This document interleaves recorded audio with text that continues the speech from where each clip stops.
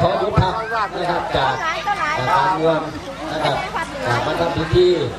แล้วเดี๋ยวนี้ก็รอพระเนจารนะครับพระเนจารซึ่งเป็นผู้นำทางด้านพิธีนะครับขอกราบเรียนครับท่านพระเนจารนะครับครับพี่น้องมาไกลพอสมควรเนาะนอกบ้านตามมาเมื่อรถเตรียมมาเนี่ยเป็นยังไงพี่น้องรถตีมวนว่าไงเนี่ยทำมวนกันล่องขอเสียงจะหน่อยมึงดูครับบ้านเท่าก็ได้รับใช้มาหลายงานนะครับอีสานแก่สำหรับบ้านเท่ากับวันดีนะครับงานนาต้องได้รับใช้อีกนะครับสำหรับอีสานแก่นะครับเอาก็หลายอย่างนะครับช่วงนี้ก็เขาช่วยพี่ๆกับรถไม่ให้ท่านพระเดชจารย์นะครับซึ่งเป็นผู้นำนะครับศาสนานะครับของอาไม่ใช่ครับขอขอบคุณท่านผู้ทักษะกีฬาขอบคุณอปพลทุกท่านที่รักษาความสงบได้ผมไม่เห็นใครนี่เกิดขึ้นก็อย่างวันหนึ่งฮะจะฝ่าเพื่อนมา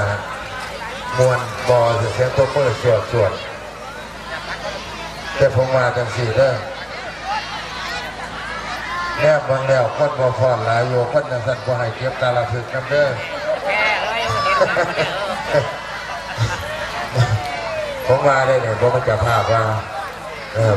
คนจังสันคนบอฟอนบอให้เก็บตาละถึกน้ำเลยเอาพี่น้องที่รักทุกท่านตอนนี้จะเดินทางมาไกลพอสมควรเดินเหนื่อยไม่ล้าเจ็บปวดไม่ล้าหน้าทรมานพักเลยสักหน่อยแล้วก็เข้ามาไหว้ทางเราคืนกันแล้วก็ถวายเชิญพยาธรรมถวายกาลพึกษ์กันพี่น้องปาเป็นปฏิวัติกาลพึกษ์พระดาพ่อพี่น้องลูกหลานทั้งหลายก้อนเทวาก็ขอบอกกันว่าในกาลพึกษ์เนี่ยในกระดาษห่อกาลพึกษ์อย่าไปถิ่นคือได้บนสวรรค์ไม่หมายเลขบอกไม่หมายเลขไม่ห่อสตางค์อะไรครับห่อปัจจัยนั่นแหละถ้าชี้อย่างว่าเบิ่งแล้วถ้าหากว่ามันเห็นเบอร์ให้เก็บเอาไว้นะครับเด้อไปรับของตำรวจที่บ้านเจ้าภาพให้เจ้าภาพจับให้นะครับถ้าหากว่าผู้ใดไปดึงเอาโลกกสิบให้นะครับอาจจะตัดสินก็ได้เพราะว่าหลายงานมาแล้วพ่อในบ้านการละพึกเสร็จแล้วงานเขาไปบ้านไปดึงเอาเจ้าภาพก็ดูเจ้าภาพก็ให้ออกโลกโกจะเห็นกระสันในการเข้าเหตุผลเล่นหน่อยนะครับแต่ว่ามันเข้าใจตามภาษาได้หน่อยนะครับขอโทษด้วยแต่ว่าเข้าใจเตือนไว้เพื่อประจักษ์ในที่กันสั้นฉะนั้นผู้ใด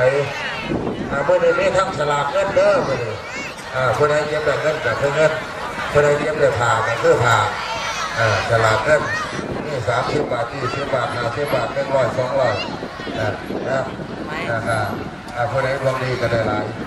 ผู้ใดดวงพอดีคนไหนก็ได้หน่อยคือเขาในทางในฟังเล่นนะถ้าทุกที่บ้องเต้ถ้าจะดีบ้องตัวศาสนาพระบาทศาสนามันนะครับช่วงเอกข้องเกี่ยวกับช่วงที่เรียกงานศาสนาคือว่าสมาธิศีลแบบเอาคำถวายเตรียมให้เจ้าท่านคือ